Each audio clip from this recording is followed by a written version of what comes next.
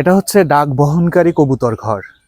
একসময় চিঠি আদান প্রদানের জন্য এই কবুতরগুলো ব্যবহার করা হতো এবং কবুতরের মুখে অথবা পায়ে বিশেষ কায়দায় চিঠি দেওয়া হতো এবং তাকে নির্দেশ দেওয়া হলে এক জায়গা থেকে আরেক জায়গায় সে চলে যেত। প্রাচীন আমলের এই চিঠি আদান প্রদানের সিস্টেম এখনটা অবিশ্বাস্য মতো, কিন্তু সে সময় এটাই ছিল সবচেয়ে দ্রুত পদ্ধতিতে চিঠি আদান প্রদানের মাধ্যম কবুতরের পায়ে। এবং সেই ব্রিটিশ আমলের ঘরটি এখনো রয়েছে। আমি একটু ঘরটি আপনাদের আর একটু ভালো করে দেখাই।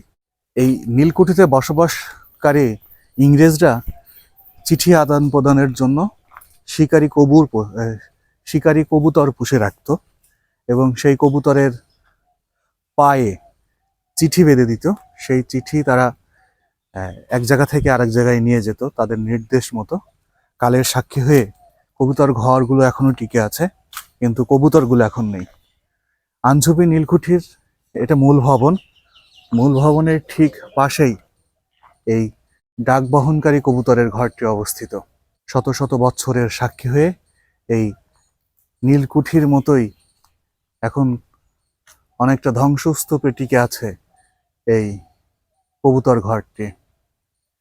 কল্পনা করেন যে এখন আমরা চাইলেই SMS, ইমেল, মেসেঞ্জার সবকিছুর মাধ্যমে কত সহজেই আমাদের বার্তা আদান প্রদান করতে পারি, কিন্তু সেই এক সময় যখন আসলে ইন্টারনেটের যুগ ছিল না, তখন দ্রুত পদ্ধতিতে চিঠি আদান প্রদানের মাধ্যম হিসাবে কবুতরের এই ঘরটি ব্যবহার করত। ব্রিটিশদের মাথায় যে বুদ্ধি ছিল, এই সমস্ত ছোট ছোট অনেক বিষয়গুলো দেখলেই কিন্তু অনুমান করা যায়। এবং এখানে দেখতে পাচ্ছেন যে টিন, সিমেন্টের টিন, তারপরে এদিকে ঘর যেগুলো দেখতে পাচ্ছেন এটা কিন্তু লোহার এবং কাঠের সমন্বয়ে তৈরি করা। আর এদিকে সিমেন্ট আছে, সিমেন্ট দিয়ে ইট দিয়ে গেঁথে এই ঘরগুলো তৈরি করা। এখানে আমি দেখতে পাচ্ছি যে বেশ কিছু, একটা দুইটা তিনটা, তারপরে চারটা পাঁচটা, অর্থাৎ 10 থেকে 15টি কবুতর কিন্তু অনায়াসে এই ঘরে থাকতে পারবে। এবং ঘরগুলো কত মজবুত ছিল যে শত শত বছর ধরেও কিন্তু এখনো টিকে আছে, কালের সাক্ষী বহন করে আছে।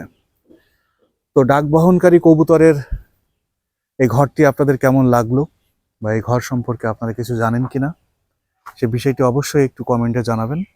ভিডিওটি শেয়ার দিয়ে অন্যদের দেখার সুযোগ করে দেবেন।